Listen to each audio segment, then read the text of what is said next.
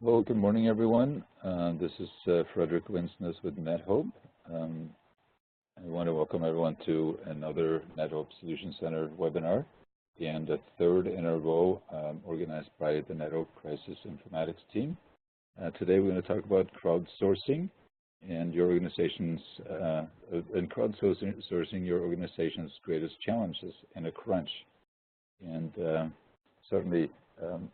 An important topic in this digital world, how you can leverage the power of the crowd in your important international development work. Before we get underway, I'm going to go over our normal housekeeping rules. Encourage everybody to stay muted to minimize the background noise. I will stay muted today also. I'm having quite a bit of a cold, so I'll try to minimize my own noise as we go along. We do want to make this as interactive as possible, so please line up your questions in the chat window. If you open the chat window, you'll see some traffic back and forth, and we will do an interactive discussion and Q&A session towards the end of the hour today. We also will share out a webinar satisfaction poll towards the very end of the hour today, and very much encourage people to answer those questions for us to continually improve this webinar series. And as always, we are recording the session today, and you will be receiving a follow-up email with a link to both the recording of this webinar as well as the presentation materials that will be posted on the NetHope Solution Center, and you should feel free to share that with colleagues and go back and review the content at your leisure. So with that, I am going to, I can advance the slide here, pass it over to our host, Gabby Ullman, who is the GIS data analyst technical lead here at NetHope. So Gabby, over to you. Yes, thank you so much, Frederick. And again, thank you to everyone who is joining us today. This is the last webinar in our three-part series this month. And I think actually this is one of the most important topics that we'll be covering. We're so fortunate to have two leading experts in this area come and speak to us today. So I'd like to take a minute to introduce the both of them, and then we'll head straight into the first presentation. So today we have with us Dr. Kate Starbird. She is the Assistant Professor at the University of Washington's Department of Human-Centered Design and Engineering, and is also the Director of the Emerging Capacities of Mass Participation Laboratory. One major focus of her research examines the use of social media during crisis events, specifically looking at how the converging audience, aka the crowd, can contribute and is already contributing to crisis response efforts. We also have Per Aarvik, who is the president of the Standby Task Force, which was formed in 2010 to provide volunteer online digital resources to humanitarian crises, local emergencies, and issues of local or global concern. Since that time, Standby Task Force has played an important role in humanitarian response for many humanitarian NGOs for disaster responses around the world. So with that, thank you so much again for joining us. Dr. Starbird, we'll head it over to you first. All right, thank you very much. Yeah, I am an assistant professor at the University of Washington. My research looks at social computing during crisis events. And what I mean by that is, so social computing, I mean all the tools and platforms that help us communicate and come together online, and not just the tools themselves, but the behaviors that those tools enable. And I look at those behaviors during crisis events, and by crisis events, I mean everything from natural hazards like earthquakes or hurricanes, and we've also looked at man-made events, acts of terrorism, and those as well. And I look at this intersection. There's actually a lot of opportunity here at this intersection, and one of those is that emergency responders are now able to share information with their audiences in real time and possibly help people get information more quickly and, in fact, get better information. Another aspect of this is that people, just everyday people, can share information in new ways with each other, with other affected people, with their friends and loved ones, and with emergency responders. One of the issues with that is that there's a lot of information that's available and it can be hard to make sense of. And in response to that, we've also seen a lot of digital volunteerism, activism, that people can come together through online platforms to try to help each other and help others during disaster events. And that's been one of my focus over the last 6 to 8 years, is looking at this sort of online volunteerism. One aspect of that, something that we've seen a lot, but that we saw maybe for the first time, was activities like the Ushahidi platform in the Haiti earthquake, where a crowd came together, facilitated by this platform and some very innovative folks who knew what to do with it, to help to map SMS messages that were coming from affected people during the aftermath of the Haiti earthquake. And so I've been looking at this sort of behavior since actually the Haiti earthquake. Many of us in this space, that was sort of a catalyst for us that event became a catalyst for a lot of this behavior and for a lot of folks to start paying attention to it. And in this space, there's a few different sort of organizational types. I want to kind of give you kind of a background to what kinds of crowdsourcing or what kinds of digital volunteerism can happen during these events, and sort of how to best think about crafting the right crowd for the right sort of response or organizational need. And so in digital volunteerism, in the crisis space, there's a few organizational types. And one of those is emergent organizing, where people are actually coming together after a disaster event, often for the first time, potentially in new ways, and improvising solutions to the problems that they see at hand. And emergent organizing has happened in physical spaces during disaster events for a long time, and now we're seeing that happen in online spaces and at scale. For example, after the 2011 Hurricane Irene, actually during the flooding that was related to Hurricane Irene and the storm that came right afterwards up in the Catskill Mountains, a group of people came online to start sharing information.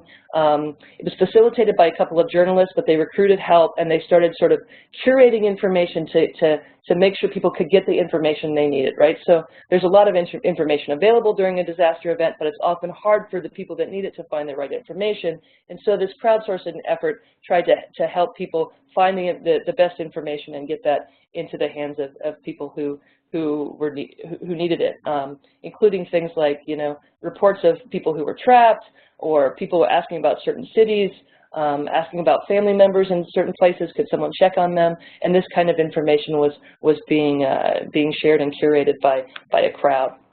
We also saw emergent organizing in the aftermath of the Haiti earthquake, which is a little bit earlier. This was the first one I studied, and I watched this group of people sort of come together online to start sharing information, finding the information that was still actionable, and trying to route that information to people who could use it, including organizations that were on the ground. And one of the really fascinating things about this is when we did some interviews later with a lot of these volunteers, which is how I have a lot of the knowledge that I do about crowdsourcing during disaster events. And these volunteers talked about how many of them didn't know each other before the event. In fact, very few did. And they actually came together in online spaces, including on Twitter, and then they were invited into Skype chat rooms and things, and came together and started to organize and to identify roles and leaders, and start to work in these very fascinating and innovative ways. So emergent organizing is one type, but we've also seen digital volunteer organizations sort of set up a structure that goes across events. And so an online group that begins to establish, this is what we do, this is how we work, and we have, I know Per's going to talk about the Standby Task Force as one of these, so I won't give a lot of background into them, but they're one example of one of these. And then Humanity Road is another organization like that. Similarly, started in the aftermath of the Haiti earthquake and then began to respond to event after event after event. And I did my dissertation research, a year of that, working within and observing the work within Humanity Road to understand how that team works. And they're still active today. Another interesting kind of digital volunteer organizational type is a virtual operations support team. And that's one where someone, maybe an existing emergency responder, including official responders in the U.S., there's emergency responders that will set up a team of people, maybe other responders or just volunteers that they trust, and establish that team, talk to them, maybe train them beforehand, and then when an event happens, they're able to outsource some of their work, including their social media presence and maybe processing social media messages. They're able to outsource that work to this trusted team of volunteers. And that team, that kind of method, or that kind of way of organizing this has its advantages and its disadvantages. But it has its advantages in that you've got to trust a team of volunteers, and you're not just trying to, in the moment, figure out who your crowd is going to be, which can be difficult. So a couple of things I've learned about this space. One of the interesting questions is, how do digital volunteers work? And there's different approaches to the organization of work that I think are important to think about. And one of them is sort of a traditional, hierarchical, top-down. You've got leaders, you've got set roles. Volunteers may come in, they're going to either get training or going to be told what to do in ways that they can understand what their responsibilities are. And that's something that kind of matches to response organizations that we've seen before, right? Another kind of digital volunteer work is more improvised and collaborative, where people are coming together, they're negotiating in the moment what they're going to do, they're improvising to solve problems, and this kind of flexible group can react to a disaster situation which has some characteristics that it's changing, it's not, it's kind of unpredictable, and so we've seen some of this improvised and collaborative work as well.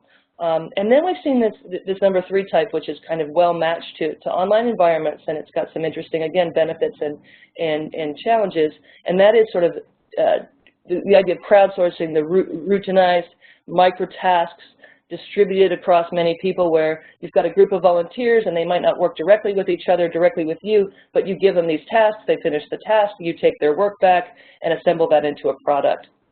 And then maybe they, and then you send them another task, right? So that's another type. And many digital volunteer organizations actually are hybrid, where they've got a few of these different components. They may have a core team that's doing improvised collaborative work, and then they've got like a crowdsourcing component where a larger crowd is feeding information back into them. There's also 2 different kinds of types of engagement. I think it's good to understand that when you're thinking about who your crowd's going to be. One is episodic, where a volunteer might show up for a couple days really intensely, and then they might go away for a long time, and then they might come back again later. And that actually aligns sometimes aligns with the need during crisis events. So you need a lot right after an event, and then you might not need something for a few weeks or a few months, and then you're going to need to expand the capacity again when an event happens. So this episodic volunteerism is sort of part of the crisis space, but it's got some real challenges, because you don't always know if that crowd's going to be there for the specific event that you need, or is that volunteer going to be there when you need them. And the other type is a committed volunteer who wants to show up for a certain amount of time each week or each month, and that person is going to be someone you can count on, but also it's hard to know what to do with them and how do you sustain them in between the events when you might need their capacity. So it's a very different kind of work that you might be asking for from a committed volunteer. And then the next section, I think, is one of the most important, and that is to think about why different volunteers are showing up, right? So when I've talked about this, and I've interviewed lots of volunteers to have them talk about why they got involved. And there's several different motivational profiles. One is altruistic, and of course, in the crisis space, people are they want to help out, and they want to do whatever they can. But there's other ones at play as well, and some are reputation-based, right? So they get some sort of credit for what they're doing. Maybe their social media account gets more followers, or maybe they get acknowledged as doing good work, and then so they benefit from what we call social capital, sort of reputational aspect of social capital. Other volunteers show up for the social engagement. And there's two kind of different kinds of social engagement that they may be showing up for, and they're important to distinguish between. One is a bridging. They're looking for bridging capital as a social capital term, but they're looking to make new friends. They're looking to grow their social networks. They're looking to contact new people and bring new people into their network. And the next one is a little bit different, and that's bonding, where they're actually maybe not looking to grow their network, but they're looking to see old friends. They're looking to have a deeper connection. They're looking to engage with someone in the longer term. And the fifth one is self-actualization, where they're learning new skills, they're feeling good about themselves, they're feeling like they're reaching their potential in new ways. They may be learning how to map, how to do online mapping, or they may be learning how to use a new Twitter monitoring tool or something. And these are things that actually make them feel good and can be a positive experience for folks. A sixth one I put with a question mark here is financial. What we know about motivation in volunteerism is that in motivation overall, is that if you give people an extrinsic reward, it starts to demotivate them from other kinds of rewards. And so putting a financial motivation in these things can work, but it could be risky, and it's going to change your volunteer profile. It's going to change who your volunteers are, why they're there, and what kind of work they do. One of the things that's really important here is to think about is that motivations change over time. See, people may come in with an altruistic motivation. They're there to help, but over time, what's going to sustain them, what's going to keep them coming back or sustain their participation over time may be social engagement. It may be that they're getting some reputational capital. Oh, they learned that, they get their Twitter account grows, or they get badges or something within your crowdsourcing platform, and that makes them feel good, and that becomes part of why they sustain. So when you think about who your volunteers, what kind of work you have and who your volunteers are, these motivational profiles become important to think about how you craft a volunteer experience. Just a couple more slides here. Another one in very specific to the disaster space.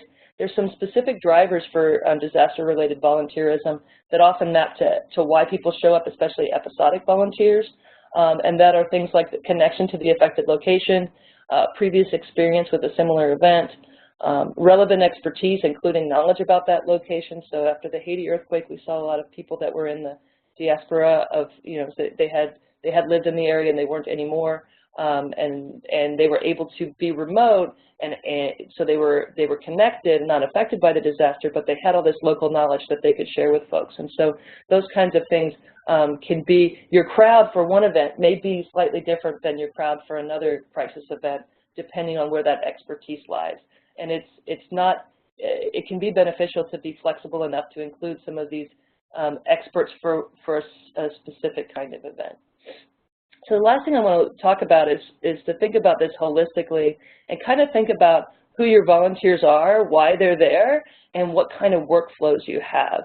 And I'm not going to go through every combination, but we can think about, an episodic volunteer who just shows up every once in a while, who's there for altruistic reasons and reputation reasons, may actually be well matched to distributed micro tasks where they're just, like a Mechanical Turk situation, they're just, filling out, little forms about, helping to filter something or helping to classify something, or helping to find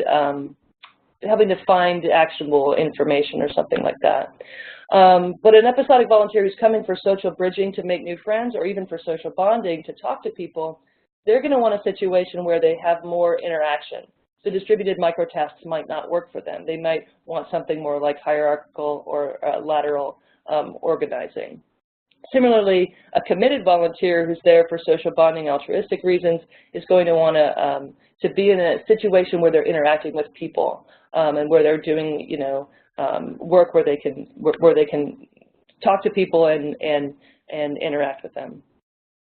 My final slide here is just some recommendations I've learned over the years from just watching different crowdsourcing efforts and what I think makes a difference.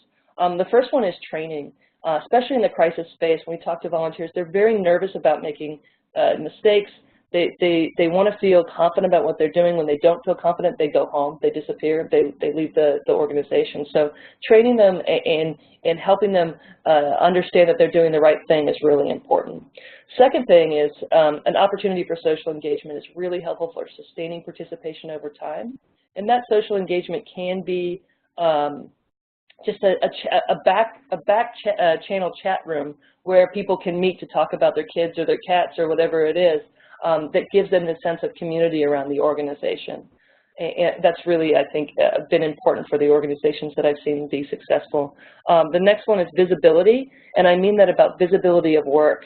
Don't have their work just disappear in a hole where they can't see how they participated and where other people can't see how they participated. So find ways of making the contributions of the volunteers, making them visible to others so they can, so some of these reputation capital and some of the social capital about making new friends can happen because people can see that they're there and see that they're working.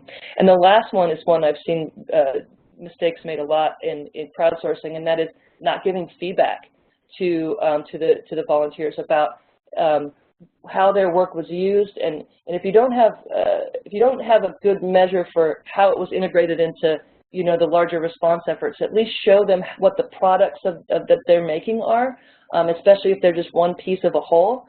Show them what the whole looks like. Give them feedback as to what part of their contribution, how that fits into the whole. Like if they were mapping, show them a map where their pins are on the map so they can understand how they participated. And I think that can be a really important part of motivation and sustaining participation over time. All right, that's all I've got, and I'm looking forward to what Per has to say in his example. So thank you. Wonderful. Thank you so much. Again, as a reminder, for those who might have questions throughout these two presentations, go ahead and drop your question in the chat box on the right-hand side, and we'll get to those at the end of the webinar. Right now, we'll hand it over to Per. So Per, go ahead. Thank you, Gabby, and thanks a lot for inviting us. I'm Per Aarvik from the Standby Task Force. And I certainly can confirm a lot of what you were talking about, Kate. I think we have experienced both challenges and also some successes concerning on crowdsourcing and engagement of volunteers. I'm not going to dwell too much about Standby Task Force as such. The first slides have links on them where you can click on those afterwards and read more about the individual cases I'm showing. So let me get the Standby Task Force, as you mentioned, Kate, was organized after the 2010 earthquake on Haiti. Since then, more than 2,000 people have signed up as members with the organization. We were formally created as an NGO in 2014. Right now, we probably have in the landscape of 400 to 500 active, what we would consider active volunteers. That is, a lot of these people have moved on to other initiatives or even jobs in relating spaces. But we are a relatively worldwide organization with members in more than 100 countries, and a good mix of ordinary concerned citizens and academics are among our members. And throughout the history, we have collaborated with the some of the major organizations connected to disaster response. We may be most known for classical crisis mapping, where you typically harvest information either from social media or via SMS and put the pins on the map and categorize the information and verify it, etc., etc. We also have done a lot of collaboration with local community efforts, where the screenshot there is from an election monitoring in Nigeria a couple of years ago, where we collaborated with Connected Development, providing them volunteers to the project. Other times one may say that we now are looking for stuff that is not covered in a disaster, and this was in particular developed after the earthquake in Nepal, where we made a 3W database, that is a database over the organizations, who they are, what they do, where they intend to go and do their stuff.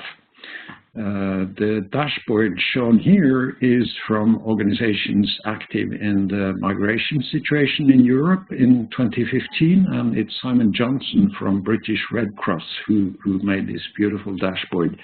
The work we did was simply collected in a Google spreadsheet. Sometimes we end up as coordinators in conversations between major organizations. This one was remarked in the World Humanitarian Data and Trends from UN OCHA in 2015, where we acted as moderators in the online chats. We also did activations collecting data, but at the same time moderating the chats where more than 100 organizations were communicating with each other on their respective tasks during the Ebola crisis. Sometimes we engage for a research project. This is an example where we collected information on anti-corruption tools and initiatives around the globe as a pilot project for a research institution here in Norway. And some of you may have heard about the collaboration with Qatar Computing Research Institute, where they developed the artificial intelligence tool to filter tweets during disasters, where Standby Task Force does the final treatment of such tweets to verify the content or sort out actionable information. And all of these projects you can find out more by clicking on these links, so I don't go deeper into it. This year, in the first months of 2017, Peru was hit by severe rains that caused massive flooding all over the country. And towards the end of March, the government of Peru connected with Standby Task Force and asked for assistance in a project they were setting up using a Ushahidi-based platform. They were planning to harvest information and have a dialogue with affected communities using SMS. They had a local collaboration with various organization technical teams, and also some of these emergent organizations, as Kate referred to. But their challenge were how to do this and how to design the workflows, how to verify the information, etc. So that's where they asked us to assist them, which we did, and noticed and called our global volunteer community to engage. What we noticed was that the technical solution took a long time to set up. The administrative concerns also were not really challenging, but simply by having to design a structure for this kind of information on the fly with formal organization, it has to be done correctly.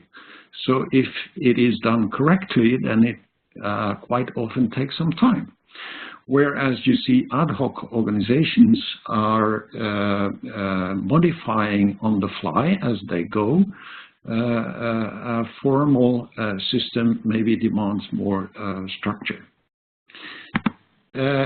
The activation was not successful, seen from the point of view where they were aiming to harvest information from the affected communities. In fact, very little information came through from the ground, but the project as such was very interesting when it comes to collaboration between different kinds of organizations. So there were the formal government organization, there were online communities like Ushahidi and ourselves, there were local community groups, and the collaboration and structure of that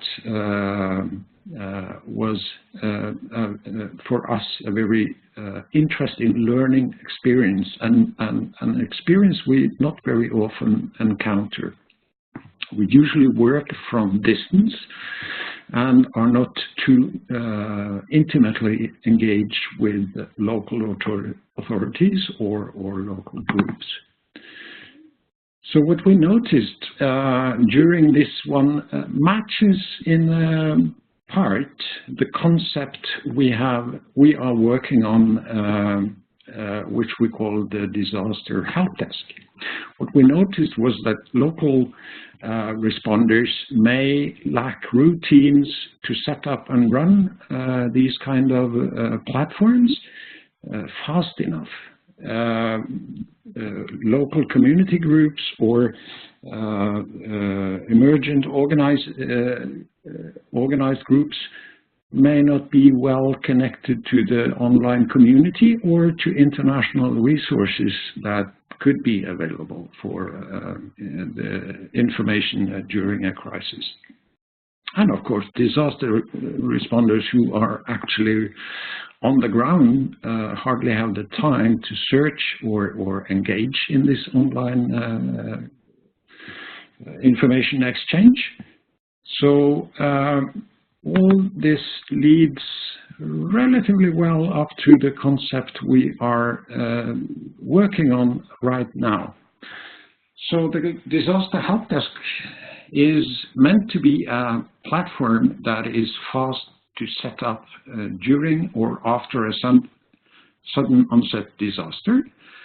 It is meant to enable dialogue between different kinds of responders, different organizations, and a space where you as an individual can engage and harvest information or provide information.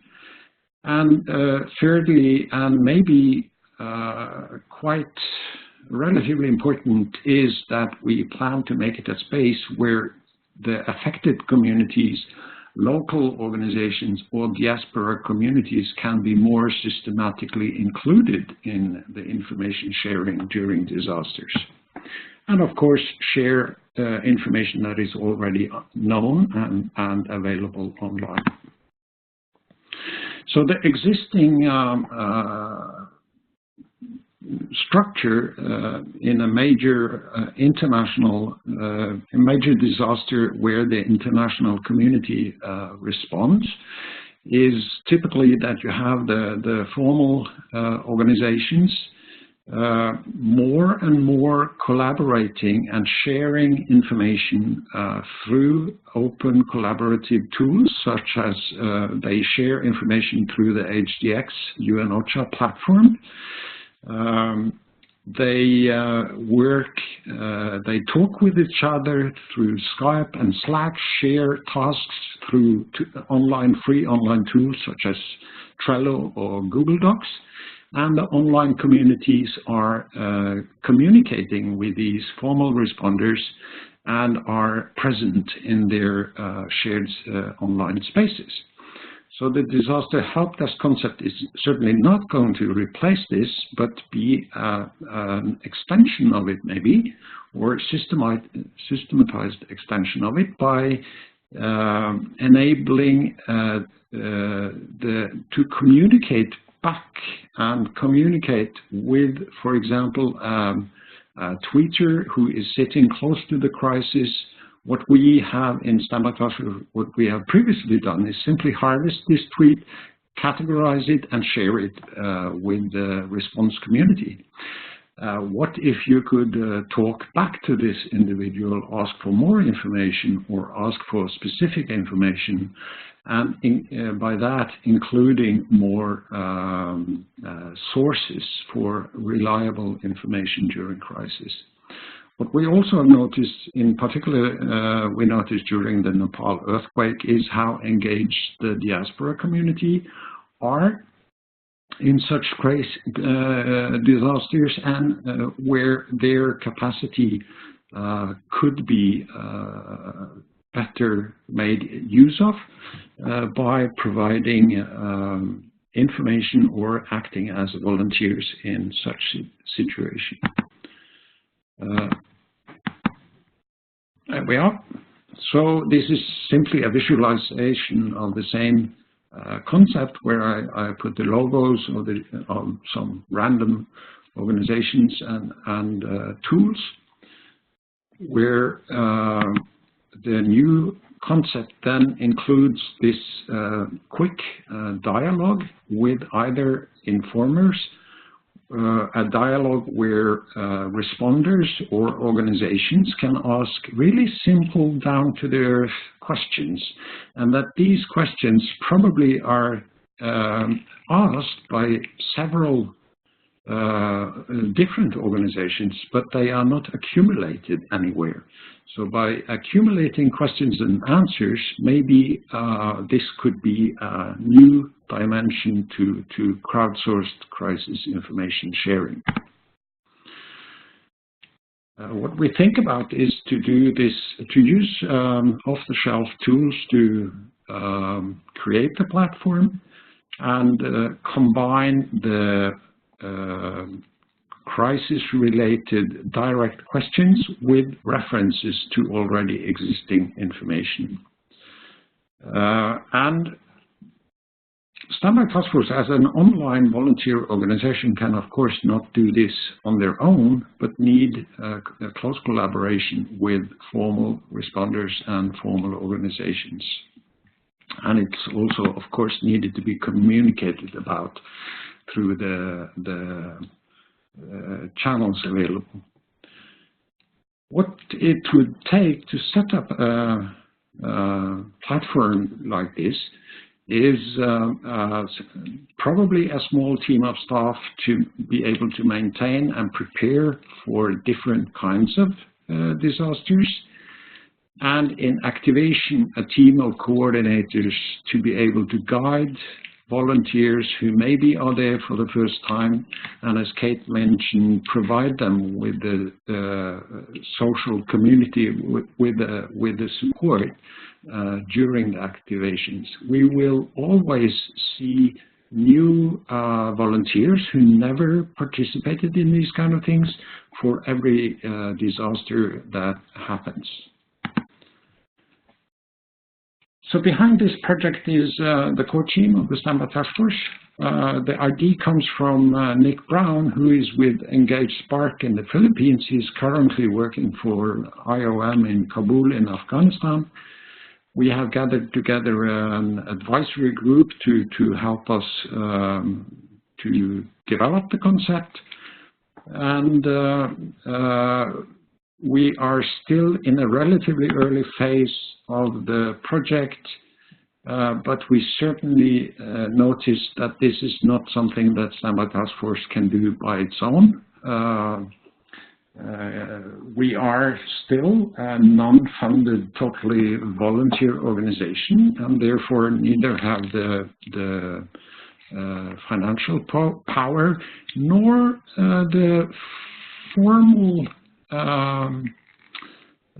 structure to really be behind such a project. Because I think if you are tweeting back to somebody who's reporting from a disaster area, you would need a partner who could provide some kind of response to the information. Otherwise, it becomes simply exchanging data and wouldn't lead to real difference on the ground.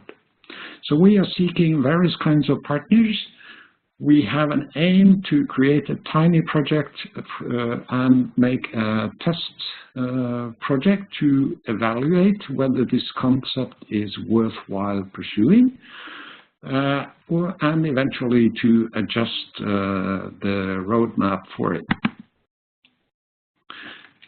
So, in short, we aim to develop the concept of crowdsourcing during disasters by strengthening the dialogue directly to people on the ground, include them in the response system, and also think about the diaspora communities as a vast resource in online response. Of course, the more time that is covered, the community that have got these skills to work on this kind of project are growing immensely all over the world. So, which is actually making maybe the communities even more resilient to handle sudden onset crisis. Thank you. And if you would like some more information about this project, please don't hesitate to connect. Thanks. Well, thank you very much, Per, and also Kate. This is extremely important and informative information. Thanks for providing. There's a few questions that come in. I would strongly recommend people to use the chat window in WebEx to line up some more questions. But we can just start from the top in terms of the questions that has already come in. So I think the first question was for you, Kate. The question was, is there a catalog or an index somewhere as to both tools and organizations for the crowdsourcing volunteerism space, or maybe the nature of the space make this too dynamic? Yeah, that's a hard question. In fact, Per might know it a little bit better than I do at this point. I've been away from this area for a year or two now. I would say a part of it is, I mean, it is very dynamic. There's always new tools coming onto the space, and during disaster events, there's always these sort of emergent organizations that emerge, that take shape or take form during the events. I will say I know that Humanity Road and I think the Standby Task Force have been sort of collecting those resources. In fact, Per talked about it a little bit of just having like the resources during a specific event that are related to that event. But part of that is this kind of who are all the players and who's involved and who's doing what. And I think they probably do have a pretty good list somewhere, but I wouldn't know where it is at this point. And again, you're right, it's going to be changing in any event. Yeah, Per had an interesting slide here with some of these organizations and tools were listed, but Per, maybe you have a perspective on this? Yes, as Kate says, it's rapidly changing landscapes. So we have a relatively, we don't have an official library, but we have collected a few links to a variety of resources connected to this. The Digital Humanitarian Network should be a good place to start. They have pointers to various, for example, guidelines on how to collaborate with volunteer communities, etc., etc. And if I get an email, I can certainly also provide links to various resources. But a catalog, a fixed catalog, or a fixed space as such, I'm not aware of. And I can imagine as you are building your disaster help desk concept, you know, this is it's almost like a set of moving targets that you would need to connect to over time. So exactly, you need to stay on top of this. The next question that came in, and it came in just as you were going through kind of how to utilize these motivational profiles you talked about, Kate, but the question was, are there specific tricks to the trade on how you see these motivational profiles, how you can maximize the value gained from the crowd? Yeah, I had the recommendations on the end, which kind of are beyond just the motivational profiles, and they apply to everyone. But I did spend a lot of time thinking about how to sustain participation, how to make sure. There was a certain point, maybe 2012, 2013, where the original core group of online volunteers that showed up after the Haiti earthquake there was a lot of attrition, and they were beginning. They got exhausted. They couldn't keep going, and they weren't sort of being replaced at the same rate for whatever reason. And so we started thinking about how do you sustain participation and how do you recruit new folks to participate. And I think there is something here I can't look at every permutation and talk about every permutation at once, but to kind of consider the different types of work that you have available, especially when you're thinking about sort of a distributed microtask model where people are like Mechanical Turk, they're just, they're click workers. They're just doing something there. How do you motivate that and keep that going? And there are various sort of feedback mechanisms that you can use to just tell them they're doing a good job and let them know, give them reputational capital, and then somehow if you can just design ways for them to come together to talk to other workers and communicate with other workers, maybe problem solve with other workers, or even say, oh, this one's hard for me, can you help me? Even that is going to give them a little bit more of that, tap into those social capital motivations, which I think are really important, not just to get people in for the first time. I think they're going to come in for different reasons, but to get people to stay.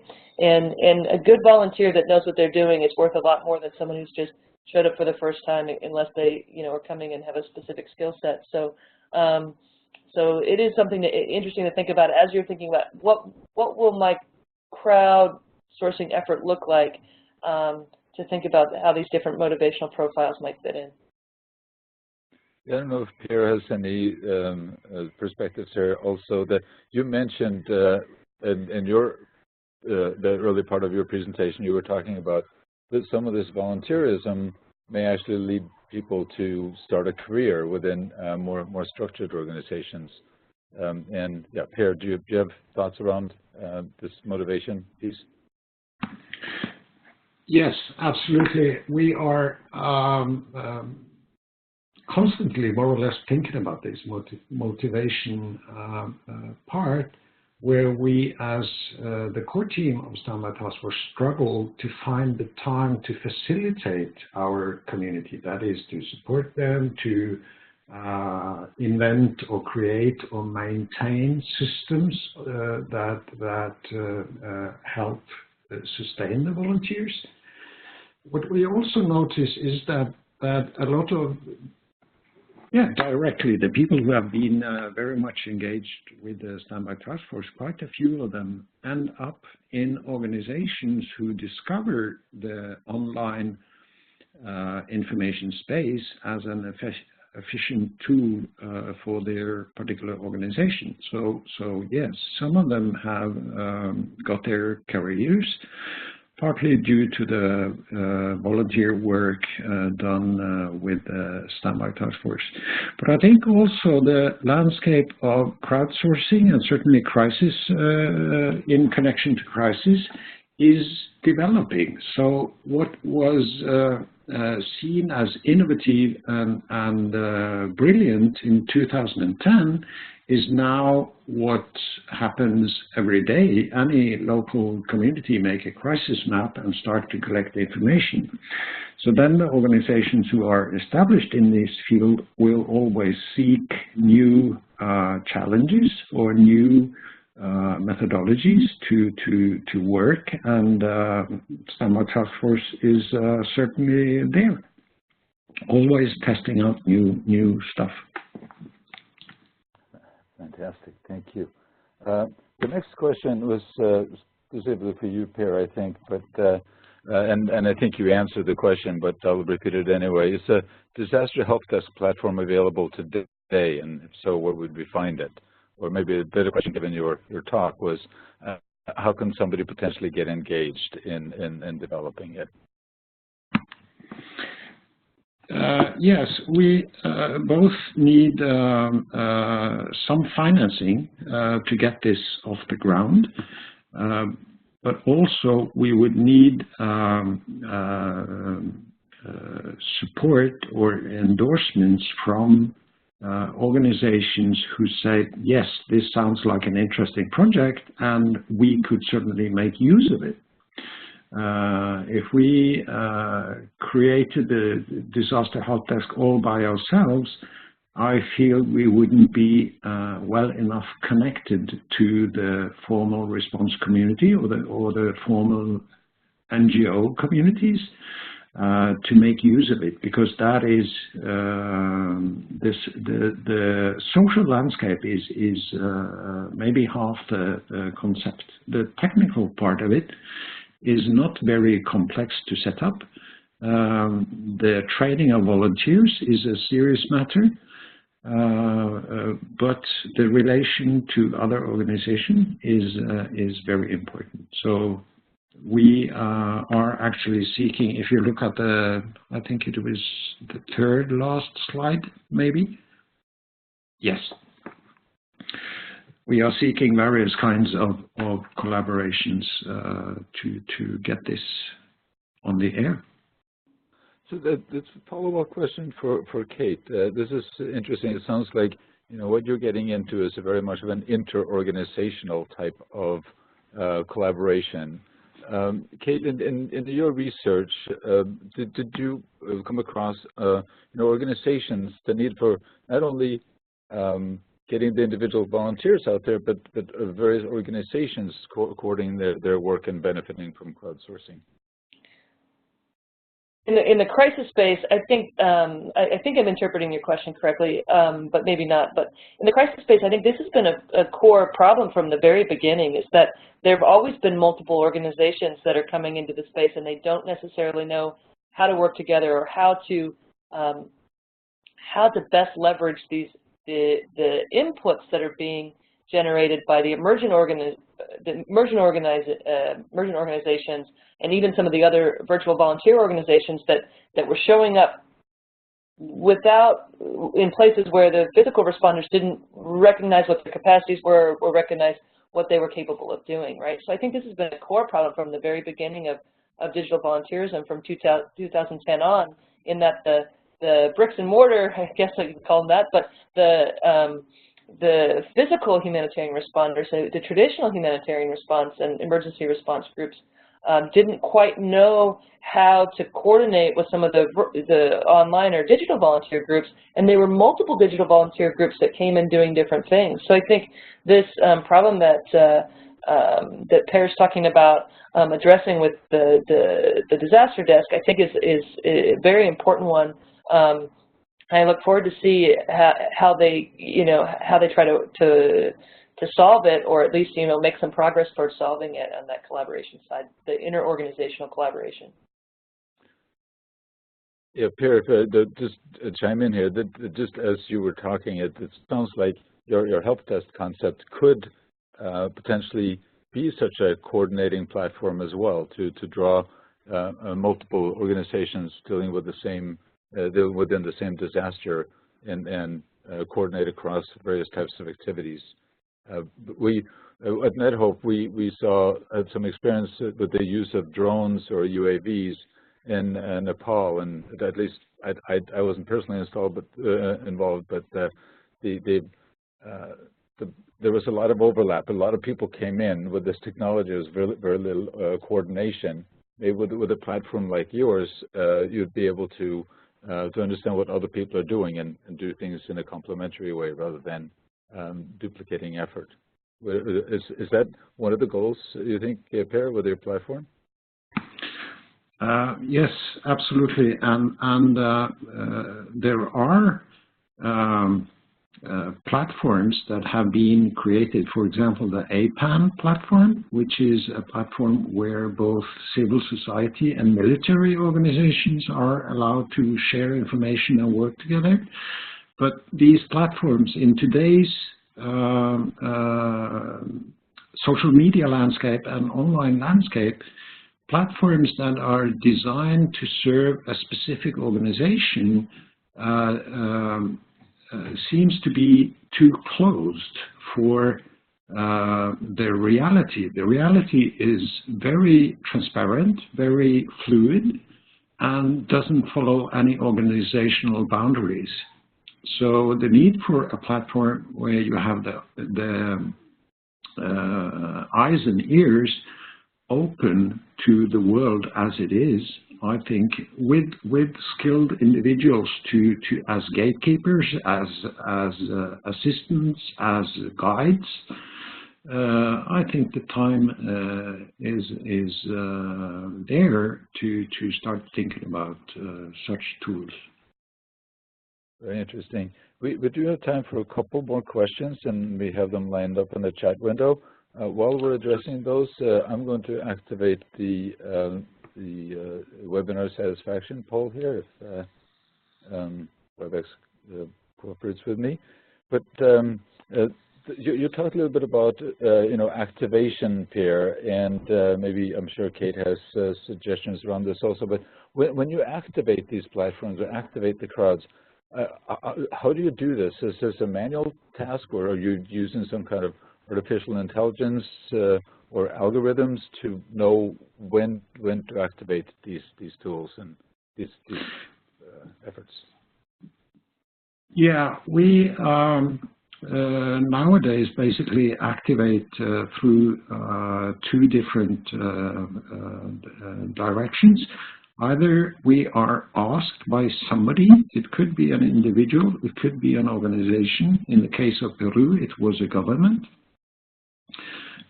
who asked us to activate. Otherwise, it is activations where we see that the international response community engages. For example, the Ecuador earthquake, nobody asked us to engage. But we did, simply out of the size and type of crisis. So, but in none of the cases we use